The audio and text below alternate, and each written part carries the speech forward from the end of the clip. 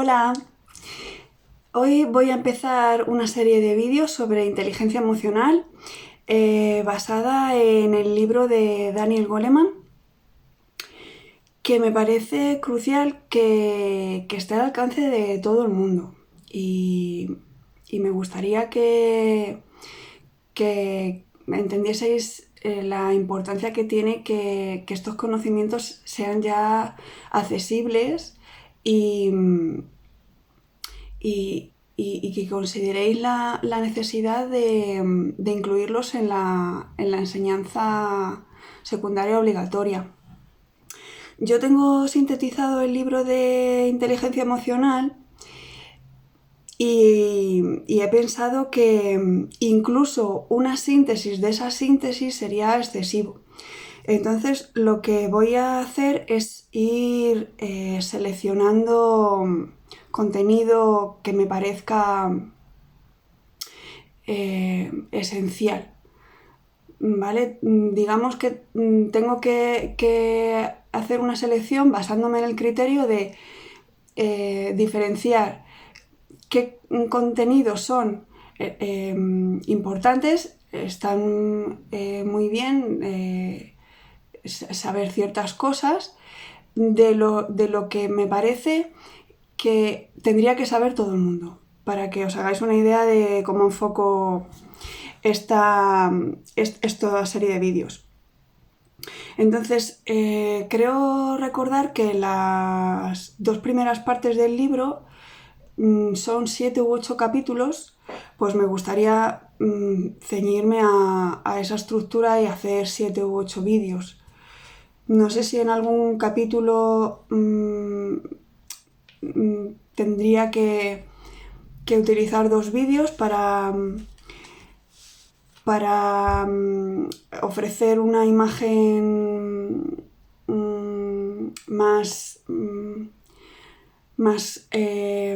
exacta de la importancia del capítulo, pero voy a intentar ceñirme a esa extensión. Entonces, el libro empieza con una cita de Aristóteles. Dice: el desafío de Aristóteles. Cualquiera puede enfadarse, eso es algo muy sencillo, pero enfadarse con la persona adecuada, en el grado exacto, en el momento oportuno, con el propósito justo y del modo correcto, eso ciertamente no resulta tan sencillo. Y es de su obra Ética a Nicómaco, de la que luego haré un comentario. Entonces, a modo introductorio, dice el autor que la falta de control de impulsos y las noticias sobre sucesos nos ofrecen una imagen ampliada de la creciente pérdida de control sobre las emociones que tiene lugar en nuestras vidas. Esta manera errática de arrebatos y arrepentimientos en bucle, de una forma u otra, acaba salpicando toda nuestra vida. Investigaciones científicas sobre la emoción posibilitaron la observación del funcionamiento cerebral gracias a la tecnología del escáner. ¿Vale? Y luego también pues la resonancia magnética nuclear creo que afina todavía más la observación. Aquí en este libro solamente habla del escáner, de momento.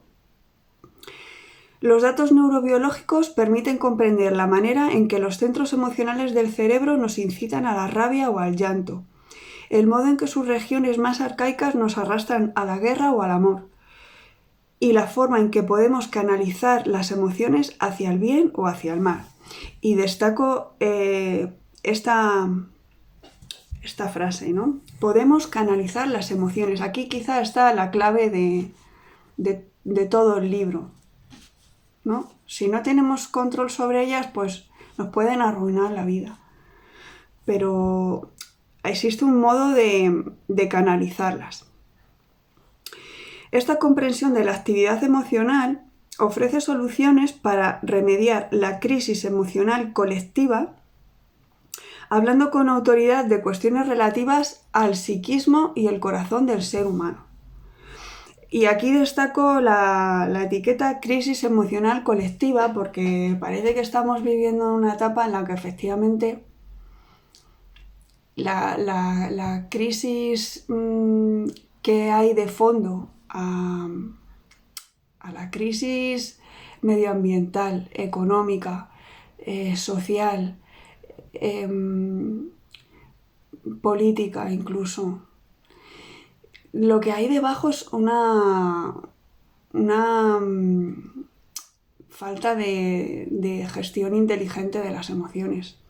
Y esta etiqueta pues me parecía destacable, crisis emocional colectiva, ¿no?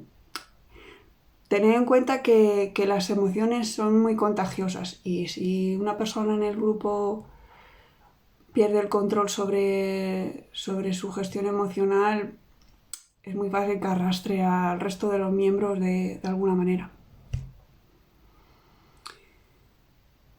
Entonces, por inteligencia emocional se entiende un concepto que luego viene ya definido más como tal.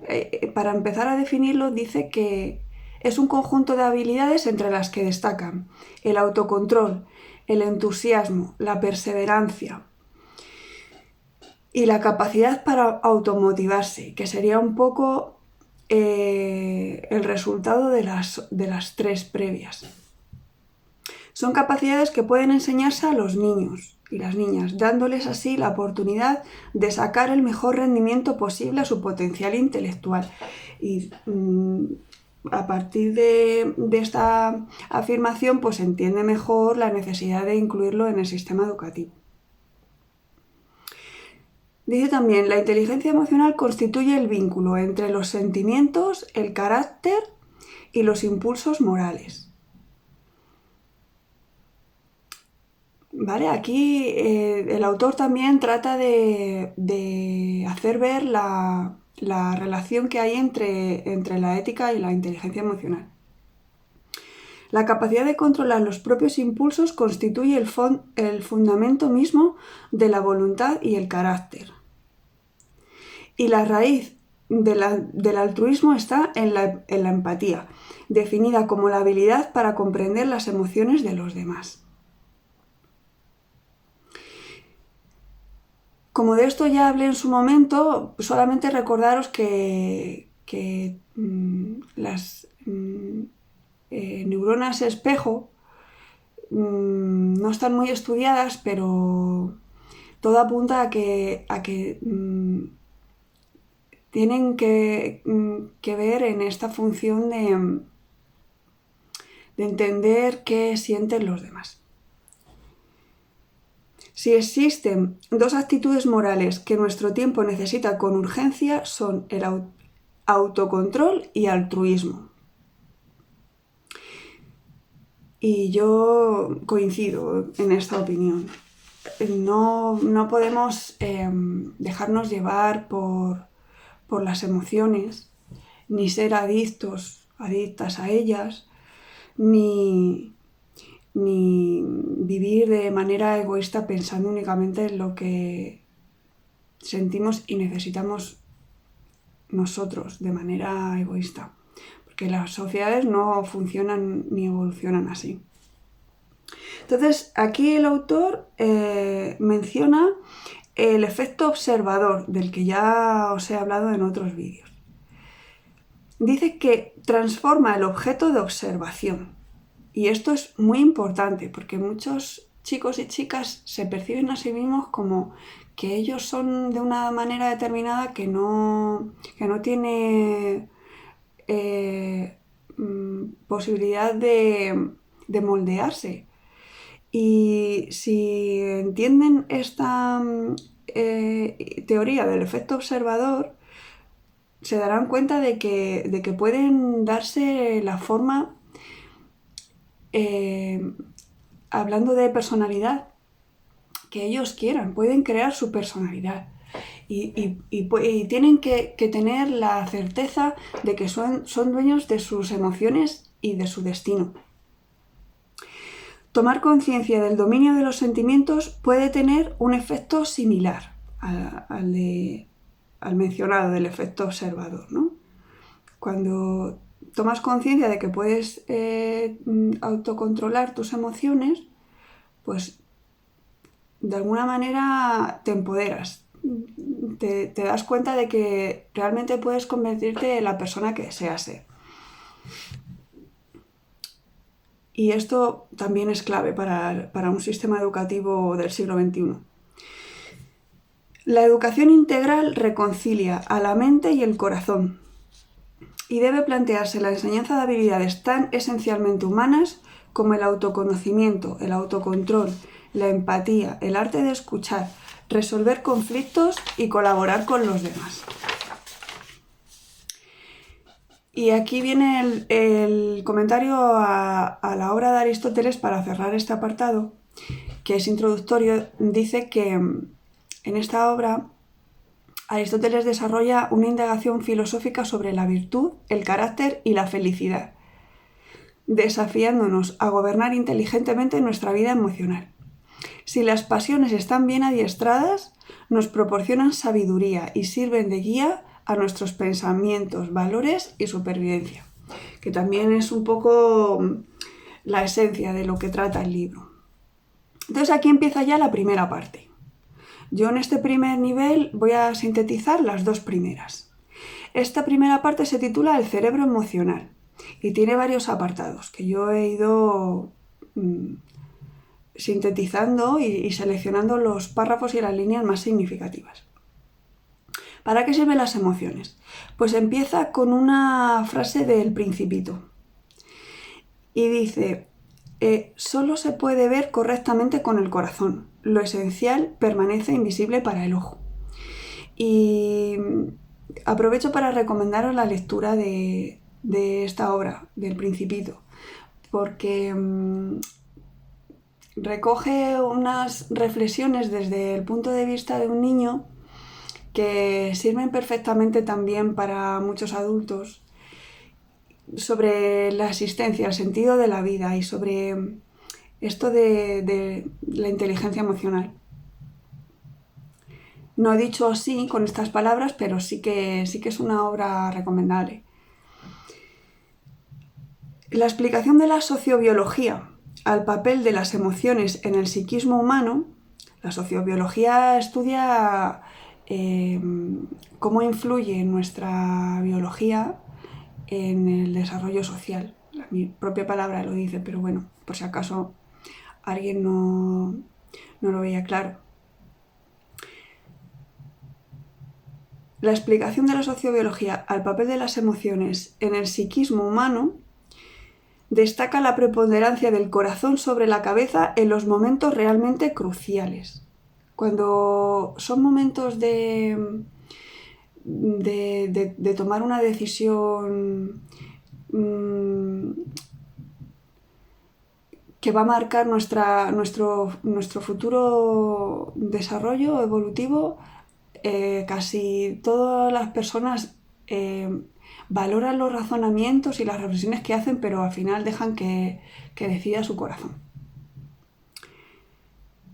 Las emociones permiten afrontar situaciones demasiado difíciles como para ser resueltas exclusivamente con el intelecto. Cada emoción predispone de modo distinto a la acción. La importancia de las emociones para la supervivencia se confirma en el hecho de que están integradas en el sistema nervioso en forma de tendencias innatas y automáticas del corazón. Vale, en su momento, también en un vídeo, creo que era en el de identidad, os hablaba de que se considera que el bebé nace con un temperamento, una forma de afrontar emocionalmente la vida, digamos. Es un comportamiento muy determinado por la genética y por el desarrollo en el vientre materno. Entonces este temperamento se va moldeando, se va convirtiendo más en carácter a partir de la socialización en la familia, en el contexto escolar, con el grupo de iguales. Y luego llega un momento en el que ese carácter da un pasito más y se puede moldear según los propios intereses y la propia voluntad, ¿no? Y esto ya es lo que se conoce como personalidad adquirida. Y entonces, lo que destaca aquí, a mi entender, es esta manera de comprenderlas como integradas en el sistema nervioso. Es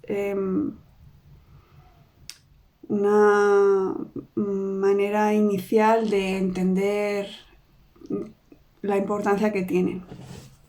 Entonces, ahora he comprimido muchísimo un subapartado que se titula Cuando la pasión desborda a la razón, que cuando termine y empiece el siguiente subapartado, no es que se termine aquí el tema de cuando la pasión desborda la razón, ¿vale? Lo digo porque me vais a escuchar y vais a decir, no has dicho nada de cuando la pasión desborda la razón. Aquí lo que hace el autor es un poco introducir el tema de qué se entiende por pasiones, en el sentido de emociones desbordadas. Si las tienes equilibradas, pues puedes gestionarlas, pero cuando dejas que se te vayan de las manos es cuando se transforman en pasiones, digamos, más difíciles de controlar. Entonces dice, el origen de la pasión se asienta en la arquitectura misma de la vida mental. Esto quiere decir que son circuitos muy profundos y muy antiguos en el cerebro. Las fuerzas evolutivas que han venido moldeando nuestra vida emocional tardaron cerca de 1 millón de años en llevar a cabo su cometido. Y los últimos 10.000 han tenido escasa repercusión en las pautas biológicas que determinan nuestra vida emocional. Esto viene a decirnos que hace aproximadamente 1 millón de años el cerebro que hoy llamamos un cerebro humano empezó a configurarse como tal, ¿no? En relación con la teoría del sistema de autorregulación que os hablaba. Entonces dice que en los últimos 10.000 años no ha habido unos cambios sustanciales en este sistema, sino en el que se desarrolló a partir de él, que lo va a explicar ahora.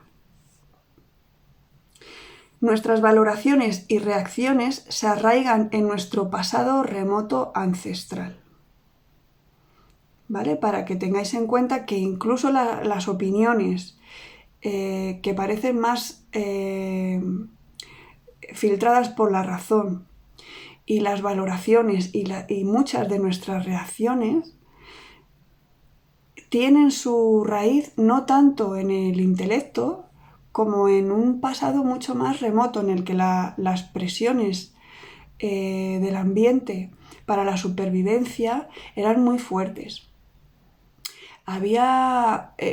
Esto no quiero entrar mucho en detalle por no alargarme, pero el libro habla de que había una alta tasa de mortandad infantil. No sobrevivían muchos niños. Los adultos podían tener una esperanza de vida de 30 años, a lo mejor. Había un ambiente muy difícil, ejercía mucha presión a la especie. Y entonces pues dice que un ataque de rabia en esas circunstancias podía suponer la diferencia entre la vida y la muerte. Pero en las circunstancias que vivimos hoy día, pues puede tener unas consecuencias desastrosas no controlar ese ataque de rabia. Entonces hay que reconocer esas emociones que están ahí por una razón, por un motivo, una razón evolutiva, pero utilizar el desarrollo cerebral posterior más sometido a la voluntad para regularlas, que no controlarlas. Las emociones, se habla de autocontrol y de gestión emocional, pero es muy difícil dejar de sentir por esto que estoy explicando. Por eso añado estas líneas, para que entendáis que son mecanismos, digamos, muy antiguos, que están ahí porque fueron útiles en algún momento a la especie y van a seguir ahí.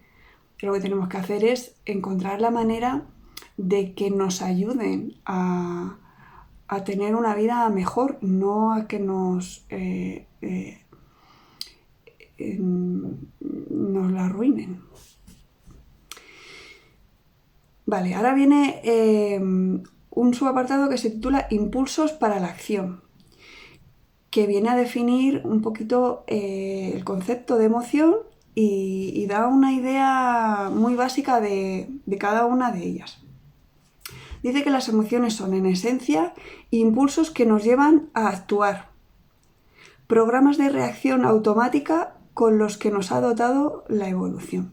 No he querido entrar en la raíz etimológica del término por no hablar de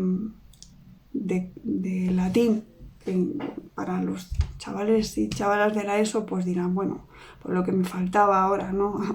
Que me hablases de latín. Pero sí que tiene en su raíz etimológica este significado de moverse hacia, ¿vale? Así se entiende mejor la relación entre emoción y motivación.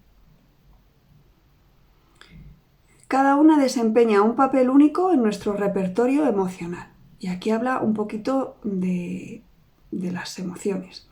No hace la clasificación que hacen otros libros de texto, en el sentido de la clasificación más usual habla de 6 emociones. Habla de ira, miedo, alegría,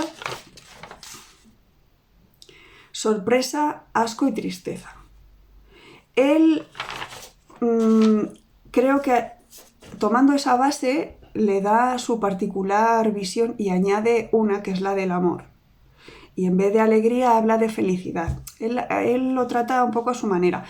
Creo que a lo largo del libro sí que hace referencia a la alegría e incluso hay un apéndice en el libro de las emociones básicas. Pero aquí en esta primera parte lo que hace es un poco ofrecer su visión más personal. Entonces dice sobre el enojo que sería una emoción de menor grado que la ira. Esto lo añado yo de mi parte, ¿no? Tú puedes enfadarte, pero no es lo mismo que estar airado, mostrando esa explosión, ¿no? La ira es más una emoción más explosiva, cuando ya ese enojo se ha ido acumulando. Dice que incrementa el ritmo cardíaco y el flujo sanguíneo de las manos. También incrementa la tasa de hormonas como la adrenalina, que generan la energía necesaria para realizar acciones vigorosas. ¿Vale? Aquí, de alguna manera, está presentando los personajes de la historia, ¿no? Cada uno pues tiene un carácter. El enojo, pues, muy resumidamente hace esto.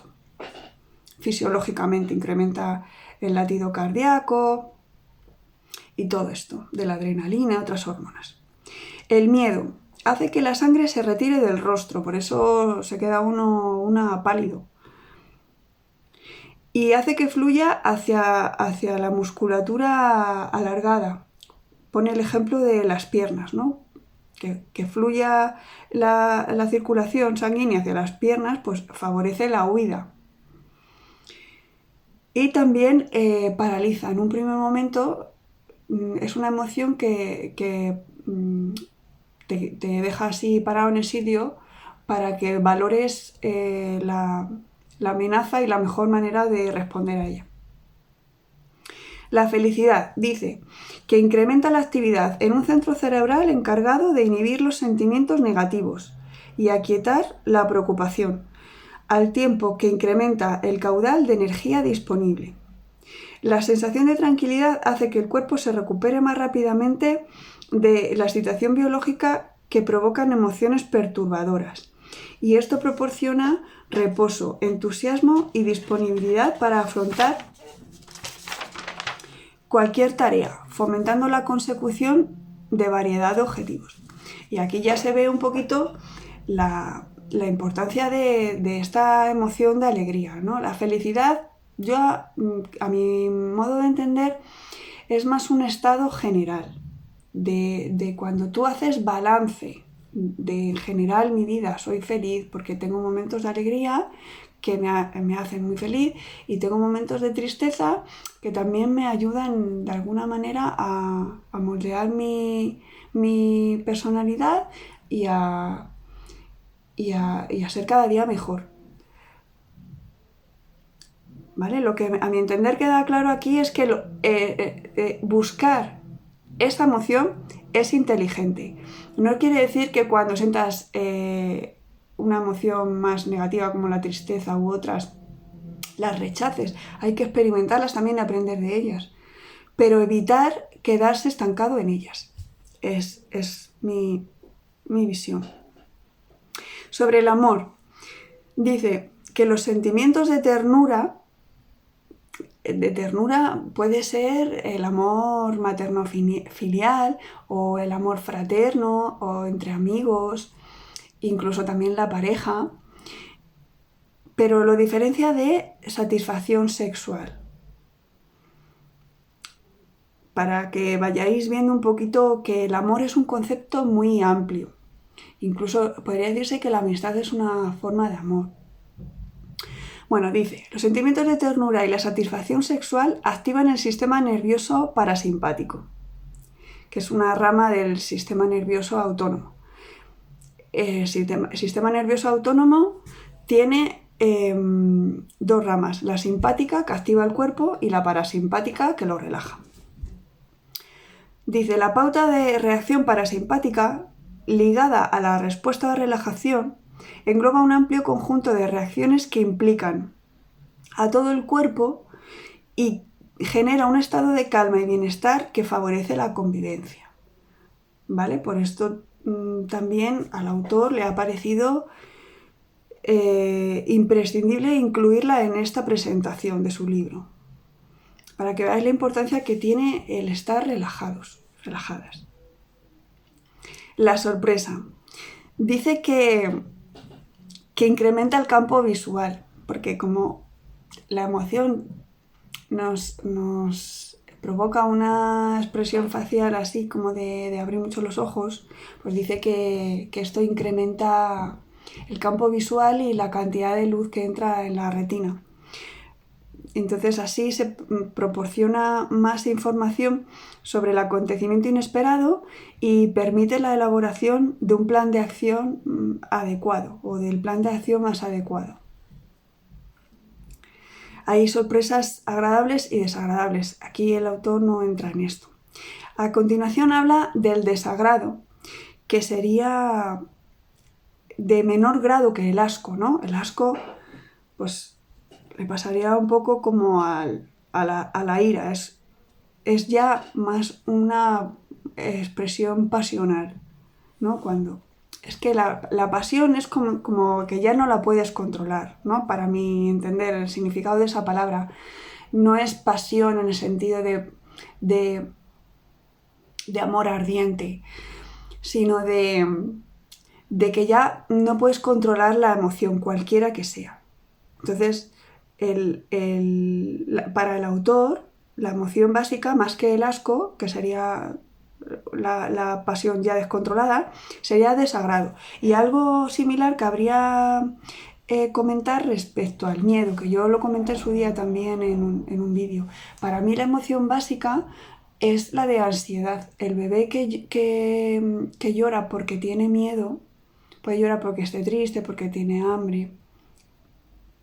Si llora porque se siente inseguro, su cerebro todavía no ha hecho las conexiones necesarias para entender que siente miedo. Entonces, para mí la emoción básica sería la de ansiedad. Entonces dice que el desagrado, su expresión facial, sugiere que es un intento primordial de evitar el mal olor o expulsar un alimento tóxico. Luego vamos a ver la importancia del sentido del olfato en el desarrollo cerebral. Por eso, esto del mal olor, pues indicar cuando una expresión facial nos indica desagrado, pues es un indicador muy significativo, ¿no? Y por último, la tristeza dice que, muy resumidamente, que es una especie de encierro introspectivo en el interior de uno mismo, que brinda la oportunidad de llorar una pérdida, por ejemplo, la muerte de un ser querido, o una esperanza frustrada. Sopesar las consecuencias que esto tiene para nuestra vida y planificar, cuando la energía retorna, un nuevo comienzo, una nueva etapa en nuestra vida. Y entonces, para cerrar este subapartado, dice que estas predisposiciones biológicas a la acción son modeladas posteriormente por nuestras experiencias vitales y por el entorno cultural que nos ha tocado vivir. ¿Vale? Queriendo decir que por el hecho de pertenecer a la especie humana, todos nacemos con este repertorio emocional básico, pero que luego la vida lo va moldeando, lo va desarrollando según el entorno y las experiencias que nos toca vivir. Vale, ahora viene un subapartado que se titula Nuestras dos mentes, y luego termino ya con una síntesis muy, muy breve del desarrollo del cerebro. ¿Qué es esto de nuestras dos mentes? Bueno, básicamente una piensa y la otra siente. Hay personas que se han olvidado de sentir. Por ejemplo, hay muchos hombres que por la educación que han recibido piensan que es un error detenerse a observar lo que sienten. Y aquí empieza a explicar ya la interdependencia entre una y otra. De hecho, el último apartado del desarrollo del cerebro viene a reforzar esta idea de la interdependencia. Entonces dice que son dos formas fundamentales de conocimiento, las dos son válidas, que interactúan para construir nuestra vida mental. Aquí el autor utiliza la expresión mente racional por un lado y mente emocional por otra. Yo, como he leído también otros textos, prefiero el concepto de mente para referirme a el cerebro que utiliza los dos hemisferios cerebrales por igual. Entonces sí que tienes más sentido hablar de estado mental, porque conjugas tanto las emociones como los pensamientos. Pero para referirme a lo que el autor dice, la mente que piensa, yo prefiero utilizar la razón o el intelecto, porque es exclusivamente el funcionamiento del hemisferio cerebral izquierdo. ¿Vale? Entonces, la razón es más capaz de ponderar y de reflexionar. Yo aquí adapto el discurso del autor a otros conocimientos que tengo, ¿no? Entonces lo llamo por un lado razón y por otro lado emoción. La razón es más capaz de ponderar y de reflexionar. Quiere decir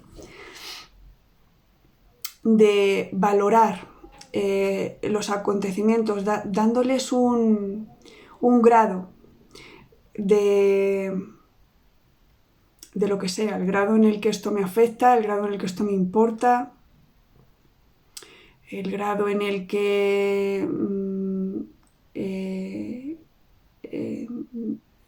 lo que sea.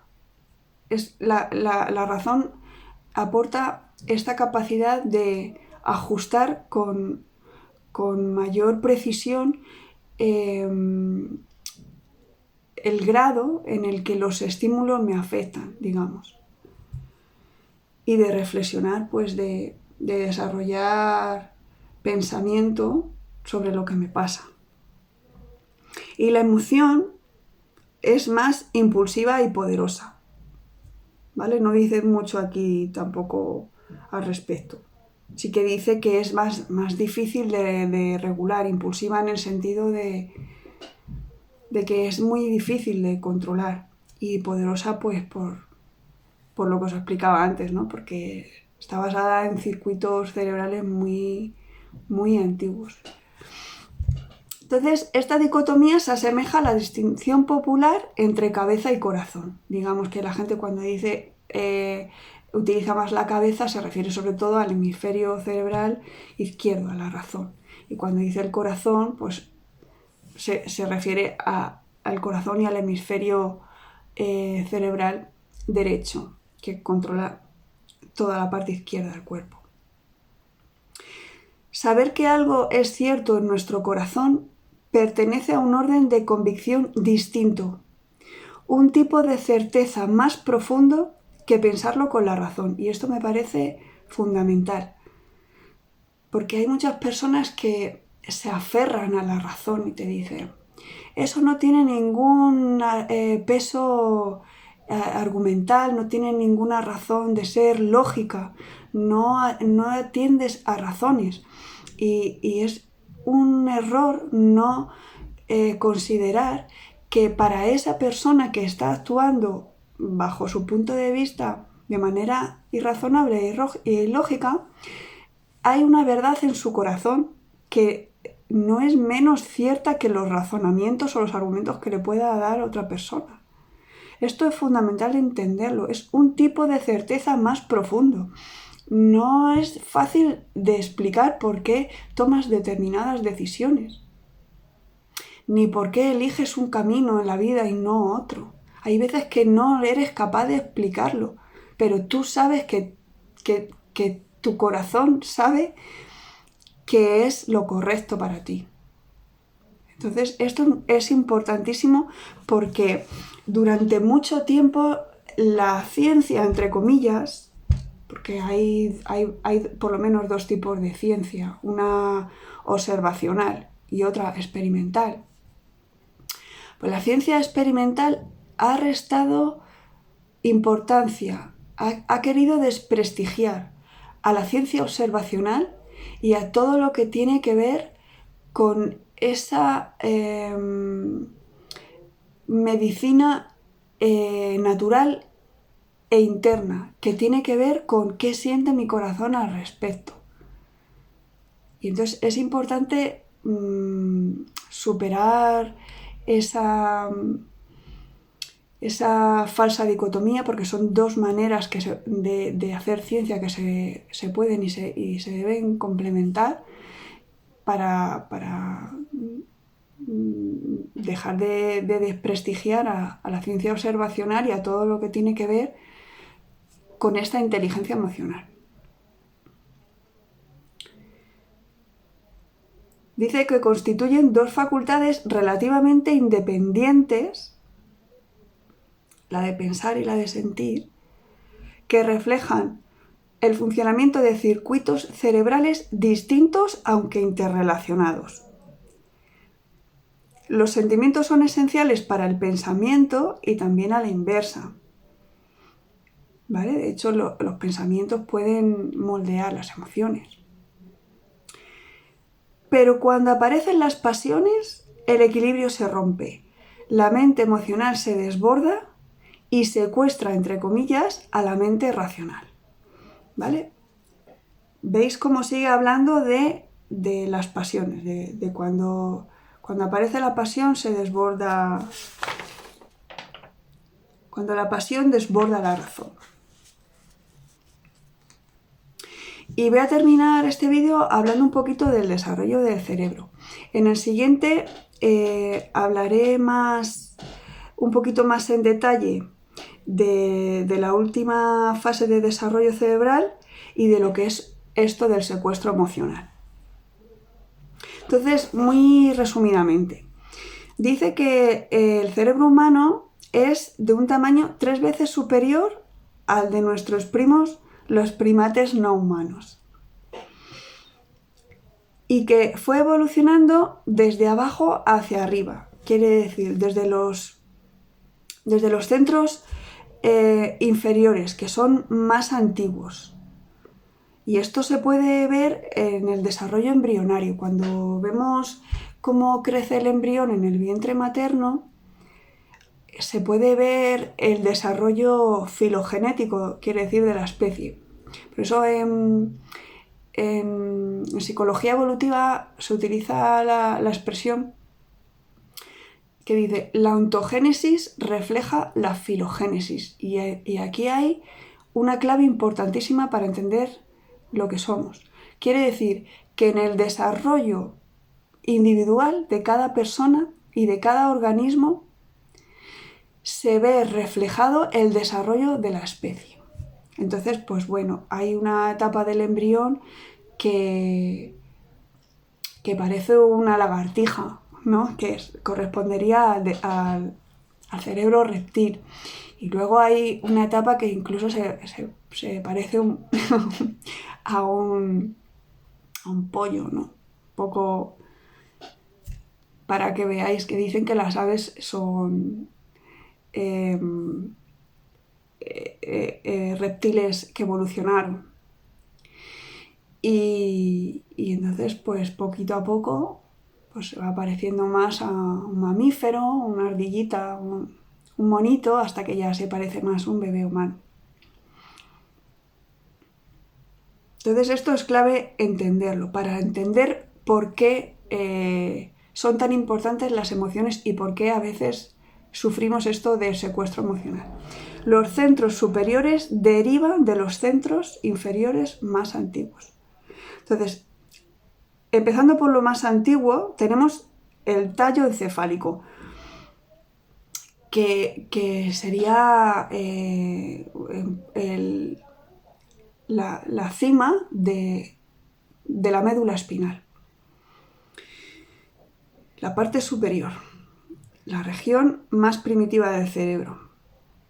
Más que un cerebro primitivo, es un conjunto de reguladores programados, entre comillas, para asegurar la correcta función vital básica del organismo.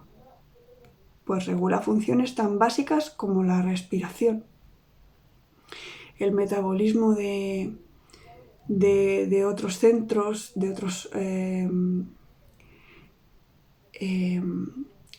¿cómo se dice? Órganos y la función de los tejidos. El de la respiración es básico y lo destaco aquí para que entendáis la base sobre la que se asienta nuestro sistema nervioso, nuestro comportamiento. Básicamente es la respiración. Como tenemos cierto control sobre la respiración, podemos tener cierto control sobre el latido cardíaco y sobre todo lo demás. Entonces, esto es fundamental entenderlo. Correspondería al cerebro reptil. Y aquí estaría todo nuestro inconsciente. Luego viene otra parte, por simplificar, el cerebro es muy complejo, pero podemos decir que tiene estas 3 partes básicas: el tallo encefálico, el sistema límbico y el neocórtex. El sistema límbico le han dado este nombre porque viene del latín anillo, y es porque hay una serie de capas de tejido neural que se han ido configurando para envolver y rodear al tallo encefálico. Su evolución puso a punto procesos de aprendizaje y memoria, agregando emociones al repertorio de respuestas del cerebro. ¿Vale? Dice el autor que al principio eran solamente 2 capas, 2 estratos de tejido cerebral. Una para registrar el tipo de estímulos, sobre todo en base al sentido del olfato. El bulbo olfatorio forma parte de este sistema límbico, y lo que hacía era, este primer estrato, clasificar el olor. Si es el olor de alimento comestible, si es el olor de un alimento en mal estado, si es el olor de una hembra receptiva, si es el olor de un posible ¿cómo se dice? Agresor. Y esto es fundamental entenderlo, porque en esta etapa los mamíferos dependían muchísimo del sentido del olfato para sobrevivir, y aprendieron que cada entidad viva tiene su personal huella olfatoria, y entonces eran capaces de identificar, pues eso, por ejemplo, cuando una hembra estaba receptiva sexualmente. Y esto pues les era muy útil. Y entonces los procesos de aprendizaje y memoria se anclan en el sistema límbico. También es fundamental entenderlo desde este primer vídeo de presentación de la inteligencia emocional. No es acertada la óptica o el enfoque según el cual la persona más inteligente es la más hábil razonando. Y esto pues ya empieza desde el inicio del libro el autor a dejarlo claro. Los procesos de aprendizaje y memoria se desarrollan a partir de este sistema límbico. Y bueno, es lo que se llama cerebro mamífero, y aquí estaría pues lo que consideramos nuestro subconsciente. Y por último, el neocórtex, muy brevemente, para ir terminando ya, diríamos que permite un incremento de la sutileza y complejidad de la vida emocional, como por ejemplo reflexionar sobre los sentimientos. Hoy lo quiero dejar aquí porque no quiero saturar mucho para esta presentación, y en el próximo vídeo voy a ampliar un poquito, voy a empezar enlazando con desde esto que he mencionado del sistema límbico como base del aprendizaje y la memoria. Hablaré un poquito más del neocórtex y luego me extenderé sobre este concepto del secuestro emocional. Y por hoy nada más. Espero que os haya gustado mucho el vídeo, que lo compartáis, podéis darle a me gusta, suscribiros al canal y activar la campanita. Muchas gracias por estar ahí y hasta la próxima.